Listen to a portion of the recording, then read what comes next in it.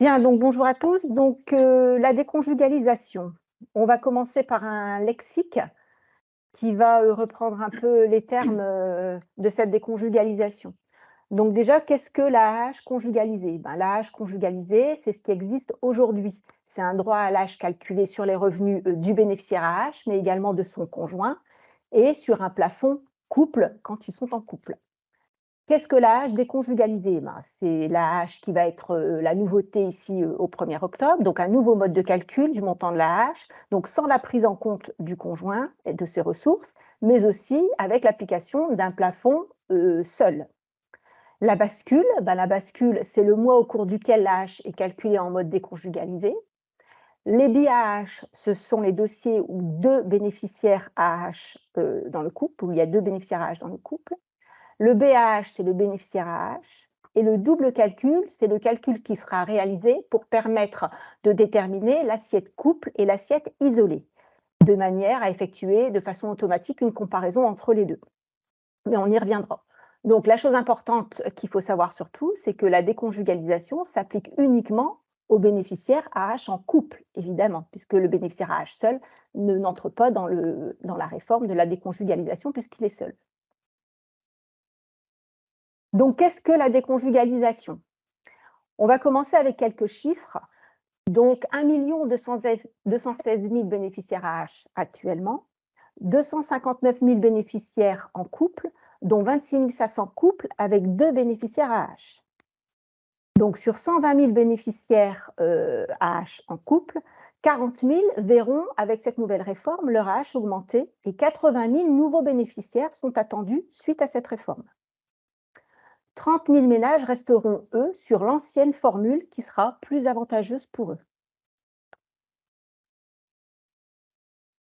Donc, présentation du dispositif. Donc, la déconjugalisation, elle est prévue par la loi du 16 août 2022, portant mesures d'urgence pour la protection du pouvoir d'achat. Elle va s'appliquer en métropole, dans les DOM et à Mayotte également. Et elle va consister à quoi? À ne plus tenir compte des ressources du conjoint et à appliquer un plafond de ressources personne seule, bien que la personne sera en couple. Il y aura quand même une majoration s'il y a présence d'enfants, bien sûr. La déconjugalisation s'applique si l'assiette ressources est plus favorable ou neutre.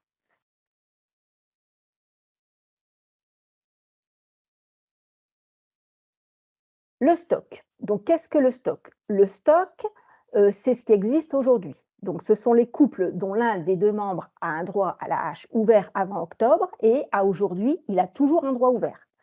Et ce sont aussi les bénéficiaires isolés qui vont se mettre en couple entre le 2 septembre et le 1er octobre. Lui, tu peux. Voilà. Donc, le stock, lui, il va pas basculer forcément en déconjugalisation automatiquement. Notre système, qu'on appelle NIMS, va réaliser un double calcul de l'assiette ressources. Il va donc faire un calcul au niveau du couple, donc en tant que conjugalisé, et il va aussi faire un calcul sur une assiette isolée, donc en excluant les ressources du conjoint. Si l'assiette couple est plus favorable, le dossier restera en conjugalisation et ne basculera pas en déconjugalisation. Si l'assiette isolée est plus favorable, ou alors si elle est identique, la bascule se fera en déconjugalisation.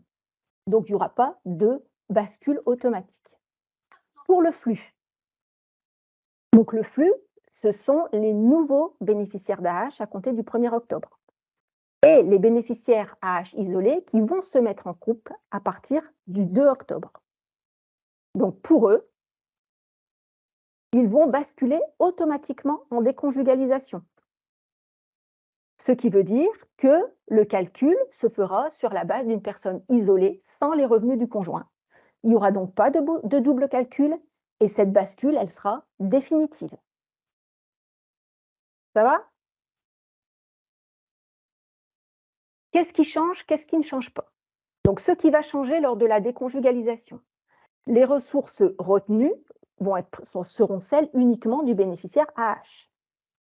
Le conjoint donc n'est pas pris en compte dans le plafond de ressources. Le droit est calculé même en l'absence des ressources du conjoint. Donc, si on n'a pas les ressources du conjoint, on pourra quand même calculer son droit. Ce qui ne change pas, Les ressources du conjoint vont rester obligatoires pour déterminer les autres prestations. Les allocations logement, l'allocation rentrée scolaire, l'allocation de base, toutes ces autres prestations, pour les calculer, on aura quand même besoin des ressources du conjoint, ainsi que les abattements, le quotient familial. Il faudra aussi les ressources du conjoint. Les règles de calcul, elles ne vont pas changer. Les conditions d'éligibilité et les modalités de paiement ne changeront pas non plus. Et les enfants à charge, au sens de la CGOD, ne seront pris en compte dans le plafond. Ça ne change pas non plus. Tout ça, ça ne change pas. Alors, est-ce qu'on bascule ou est-ce qu'on ne bascule pas? Donc, pour les bénéficiaires qui sont isolés, il n'y aura pas de bascule puisqu'ils sont seuls. Donc, eux, ils resteront, le calcul ne changera pas. Si on a des pièces absentes, c'est-à-dire qu'on ne peut pas calculer l'allocation adulte handicapé parce qu'il manque le titre de séjour de l'allocataire, il manque l'avis de la MDPH, on a une pension qui est supérieure à la hache, on a les ressources qui ne sont pas présentes. Donc là, on ne peut pas calculer. Aujourd'hui, on ne peut pas calculer la hache, donc forcément, ces dossiers-là ne basculeront pas en déconjugalisation, puisqu'aujourd'hui, on ne peut pas calculer leurs droits. Donc, qu'est-ce qui basculera automatiquement? Les couples dont l'un des membres est bénéficiaire d'AH à compter du 1er octobre et les bénéficiaires isolés qui se mettent en couple au 2 octobre. Eux, automatiquement, ils vont basculer en déconjugalisation. Ils n'auront pas le choix. Et la bascule potentielle, c'est-à-dire donc le système fera un double calcul pour les couples dont l'un des membres est bénéficiaire d'AH avant octobre et pour les bénéficiaires isolés qui se mettent en couple entre le 2 septembre et le 1er octobre. Alors, cette bascule, est-ce qu'elle pourrait être remise en cause? Oui, elle pourrait être remise en cause si et uniquement si une modification des droits intervient antérieurement à la bascule ou au mois de bascule. Donc, si on intervient avant le 1er octobre, on pourra à ce moment-là faire un retour en conjugalisation ou faire un maintien dans le dispositif appliqué depuis le 1er octobre.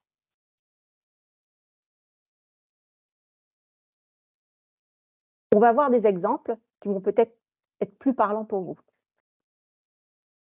Donc la situation du dossier, donc c'est un dossier en stock, donc en cours actuellement, qui était en cours avant le 1er octobre et qui est en cours encore aujourd'hui. Donc monsieur bénéficiaire d'AAH et madame, elle est bénéficiaire d'AAH également. Donc tous les deux sont bénéficiaires d'AAH et perçoivent de l'AAH depuis un certain temps. Éventuellement, ils pourraient basculer. Donc le système, lui, il va faire d'abord un calcul pour monsieur.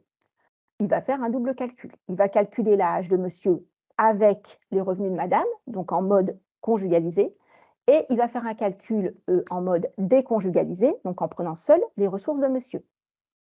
Il prendra le calcul le plus favorable. Il va ensuite faire la même chose pour madame. Il va faire le calcul avec le double calcul, donc le calcul avec l'AAH conjugalisé monsieur-madame, le calcul déconjugalisé avec madame seule, donc seule ressource de madame, et il va prendre le calcul le plus favorable. Donc, dans cette situation, chacun des membres du couple BIAH peut se voir appliquer un dispositif différent. Peut-être que monsieur, lui, il sera en déconjugalisé et madame, elle restera en conjugalisé. C'est possible. On va voir un exemple chiffré. Donc, monsieur est bénéficiaire AH avec des revenus et madame n'a pas de revenus et elle n'est pas bénéficiaire d'AH. Donc, le système va faire donc un double calcul. Il va commencer par faire le calcul sur l'assiette couple. Donc, l'assiette ressources du couple, 1 000 €, c'est monsieur qui a des revenus, donc 1 000 € pour monsieur. Il va prendre le plafond couple, plafond applicable, 21 098, le plafond pour un couple. Le système va faire son petit calcul et il va trouver une AAH à 971,37 € pour monsieur au titre de l'assiette couple. Il va ensuite faire le calcul sur la base de l'assiette isolée, donc en mode déconjugalisation. L'assiette ressources ne change pas puisque c'est monsieur qui avait des ressources, madame n'a pas de ressources, donc on a toujours notre assiette ressources à 1 000 €. Ce qui change dans cette situation, c'est le plafond. On ne va pas prendre le plafond couple, mais on va bien prendre le plafond isolé. Le système va faire son petit calcul et on s'aperçoit là que l'AAH est à 888,03 €. Résultat, le montant de l'AAH sur la base d'un couple est plus favorable à l'allocataire. Donc, l'allocataire va rester dans le système conjugalisé et il ne basculera pas dans le système déconjugalisé parce que ça lui est plus favorable. Ça va? Deuxième exemple. Donc pareil, monsieur est bénéficiaire d'AH avec des revenus et madame n'est pas bénéficiaire d'AH, mais elle a également, elle, des revenus. Donc le système va faire le double calcul, il va calculer l'assiette ressources couple. Donc l'assiette ressources couple, elle est à 13 000. Il va prendre le plafond couple, 21 000. Il va faire son petit calcul et il va trouver une AH pour monsieur à 674,81 €. Il va ensuite faire son calcul sur la base de l'assiette isolée, donc sur la base de la déconjugalisation. L'assiette ressources, il va prendre les ressources que de monsieur. Monsieur a 1 000 € de ressources, l'assiette ressources. Il va prendre le plafond uniquement monsieur seul, 11 656. Il va faire son calcul et on s'aperçoit là que le montant de la hache est de 888,03 €. Résultat, le montant de la hache sur la base d'une personne isolée est plus favorable et donc il y aura une bascule dans le dispositif déconjugalisé. Ça va? Alors, pour ce qui est des situations où, par exemple, il n'y a pas de paiement actuellement, puisqu'on a une absence, par exemple, du titre de séjour. Donc, actuellement, pas de paiement d'AH, on n'a pas de titre de séjour, donc on ne peut pas calculer. On va donc maintenir l'AH en conjugalisé tant que la pièce n'est pas arrivée. Tant qu'on ne peut pas calculer le droit, le dossier ne va pas basculer. À la réception du titre de séjour, on va voir à partir de quelle date on peut régulariser le dossier. Là, en l'occurrence, le titre de séjour étant arrivé avec une validité au 1er août, on va pouvoir voir les droits depuis août, donc avant le 1er octobre, avant la déconjugalisation. Dans ces cas-là, le système fera un double calcul et si c'est plus avantageux, l'allocataire basculera en déconjugalisation. Si ce n'est pas plus avantageux, il restera en conjugalisation. Dans le deuxième exemple en dessous, on a la même situation, sauf que le titre de séjour, lui, il démarre au 1er novembre. Donc, ça veut dire que de août à octobre, on n'a pas de titre de séjour, donc on ne peut pas payer la hache. On peut régulariser qu'à compter du 1er novembre. Dans ces cas-là, la bascule se fera automatiquement en déconjugalisation, puisqu'on ne peut pas revoir les droits avant octobre, et on a dit que tous les droits après le 1er octobre passer en déconjugalisation automatique. Ça va?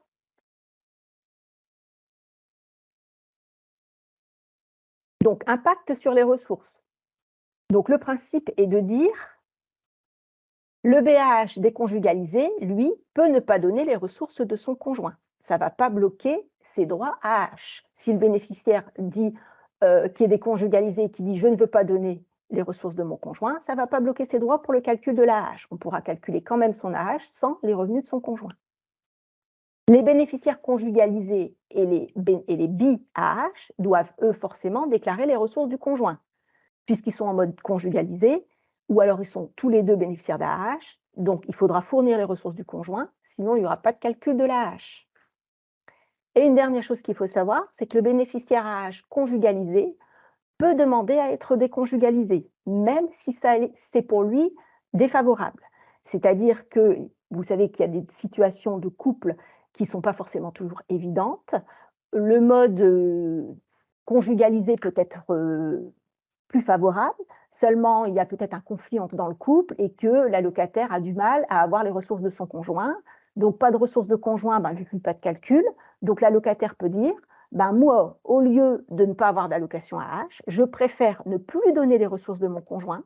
Alors, je sais que j'aurai moins d'AH puisque c'est plus favorable pour moi avec mon conjoint pris en compte, mais je préfère avoir moins que de ne pas avoir du tout puisque je n'arrive pas à obtenir les ressources de mon conjoint. Pour cette raison, par exemple, il peut très bien dire moi, je ne souhaite plus déclarer les ressources de mon conjoint et je ne veux plus les fournir et je veux que mon AH soit calculé pour moi seul. C'est possible. Dans ces cas-là, effectivement, il aura la possibilité de ne plus déclarer les ressources de son conjoint, bien sûr, après avoir complété un imprimé où il indique bien qu'il a pris conscience qu'il a moins de ressources, enfin qu'il a moins d'AH et que c'est de son propre chef, bien sûr. Ce ne sera pas automatique, ce sera vraiment sur demande de l'allocataire.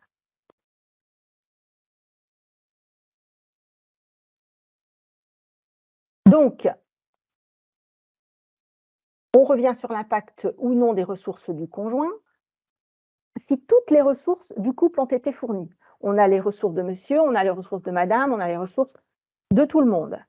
Dans ces cas-là, le droit du bénéficiaire AH est qu'il soit conjugalisé ou déconjugalisé, on pourra étudier le droit à l'AH puisqu'on a les ressources du couple. Donc, peu importe la situation, on pourra étudier le droit à l'AH, on pourra appliquer les mesures liées aux ressources, on pourra faire tous les abattements possibles, on pourra calculer le quotient familial et pour les autres ressources, les autres prestations, on pourra aussi faire un calcul pour tout ce qui est allocation de logement, allocation de base, rentrée scolaire, tout pourra être calculé puisqu'on a les ressources de tout le monde. Si on a les ressources du conjoint qui n'ont pas été fournies. Donc, si le droit du bénéficiaire AH est conjugalisé, il n'y aura pas d'étude du droit à l'AH puisqu'on n'aura pas les ressources du conjoint. Si le droit du bénéficiaire AH est conjugalisé, on pourra faire l'étude du droit à l'AH et on pourra appliquer les abattements. Et pour les autres prestations, on ne pourra pas étudier le droit puisqu'on n'aura pas les ressources du conjoint. Donc, il faut bien comprendre que les ressources du conjoint ne sont pas obligatoires pour l'AH, mais ils vont rester obligatoires pour toutes les autres prestations, s'il y a d'autres prestations sur le compte. On va continuer avec les notifications. Donc, les notifications de paiement évoluent pour informer donc l'allocataire ou le nouveau bénéficiaire du passage ou non dans le dispositif déconjugalisé. Donc, ces notifications sont dématérialisées. Elles sont élaborées en fonction du résultat obtenu de la locataire. Donc, il y a un envoi au bénéficiaire d'AH lors du passage de l'AH annuel en AH trimestriel. Et il y a également un envoi d'une notification pour chaque bénéficiaire concerné. Donc, les notifications sont très claires au niveau du résultat obtenu pour la locataire. Donc, les mises à jour des dossiers. Donc, pour un juste calcul, il est important que l'allocataire mette à jour son dossier. Donc, pour cela, il doit mettre la situation donc, familiale à jour sur le dossier de la CAF. Il doit également donc nous préciser les ressources annuelles ou trimestrielles. Les situations professionnelles doivent être renseignées. Le profil de la situation familiale, donc à savoir s'il y a des enfants à charge au sens des prestations familiales. Et bien sûr, connaître les coordonnées de paiement pour faire le paiement. Au niveau du CAF.fr, donc, il y a eu un ajout sur la première donc, page pour une précision sur la déconjugalisation. En fait, il y a une présence d'un lien pour informer la locataire sur ce qui est la déconjugalisation. Donc, en fonction de cette page, il va continuer. Donc, il va arriver sur la page où il devra indiquer ses revenus.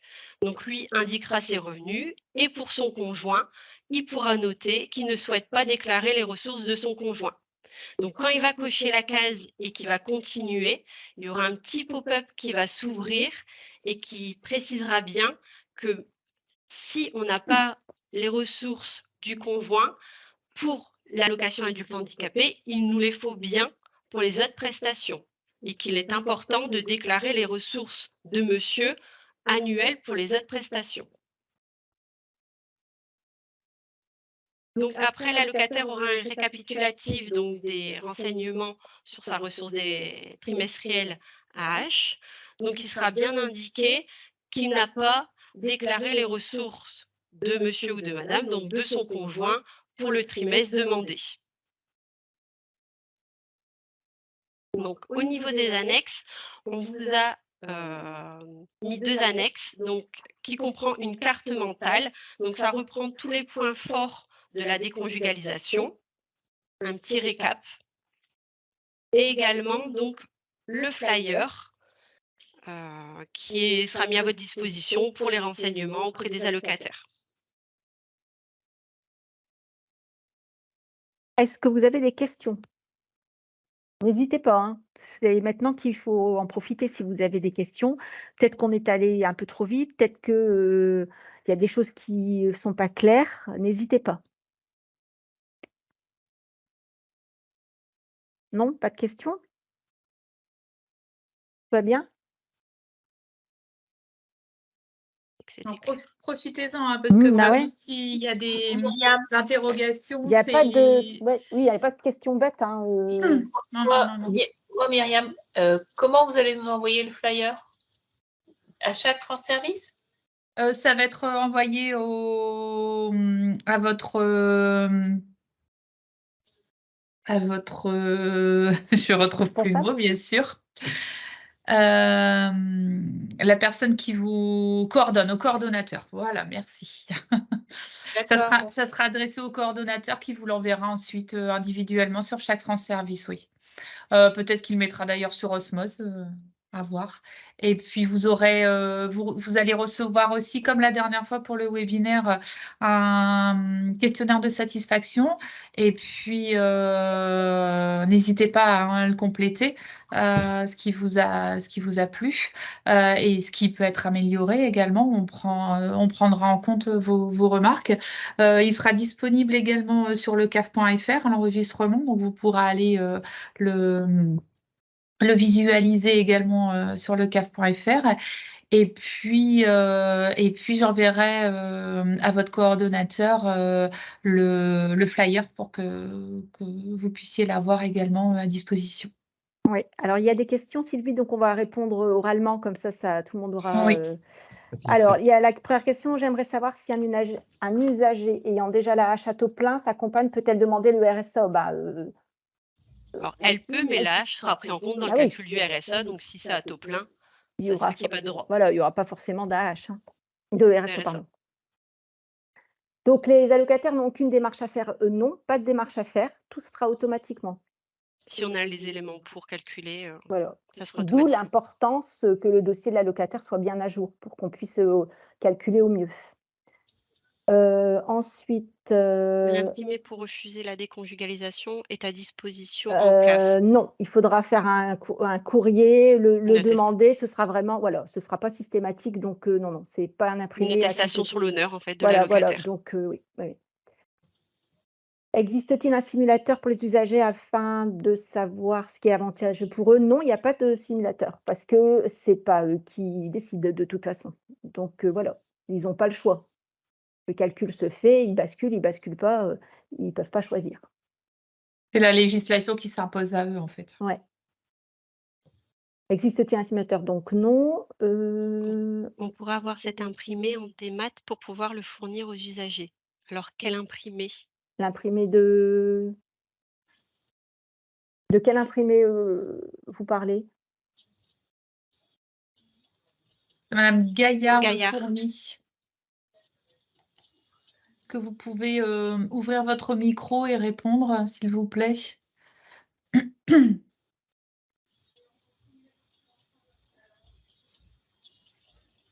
Ah, d'accord. Oui, Oui. La réponse, c'est bon. Merci beaucoup. merci. Est-ce qu'une personne ayant des droits avant le 1er octobre peut demander à tout moment la déconjugalisation? Non, c'est un droit, elle ne peut pas demander la déconjugalisation. Vous voulez dire, alors peut-être que c'est par rapport au fait qu'elle ne voudrait plus fournir les ressources de son conjoint, les revenus de son conjoint, et elle voudrait être en mode déconjugalisation.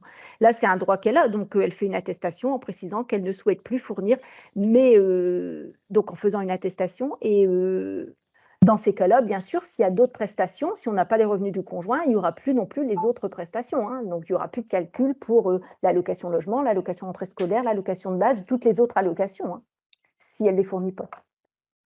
Mais il faut bien Oui, les attention, informer à ce niveau-là, que c'est un droit qu'ils ont effectivement, mais que la seule prestation qui pourra être calculée sans les revenus du conjoint, c'est uniquement la hache. Et il risque d'être perdant pour toutes les autres prestations. Ah bah oui. Donc, cette situation de vouloir passer en mode déconjugalisé, ça peut être valable pour quelqu'un qui ne perçoit que de la hache. Mais s'il y a d'autres prestations, c'est pas avantageux du tout.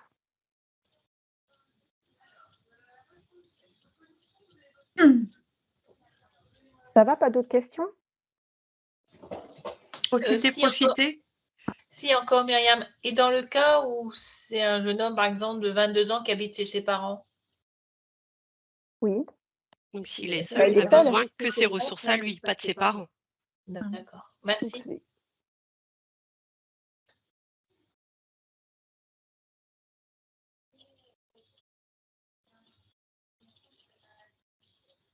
Plus d'autres questions? Non?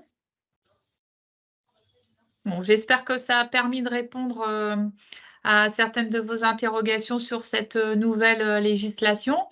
Alors, si voilà, vous avez des problématiques sur la déconjugalisation, donc je vous rappelle que vous pouvez toujours, dans des situations d'urgence, questionner via A+.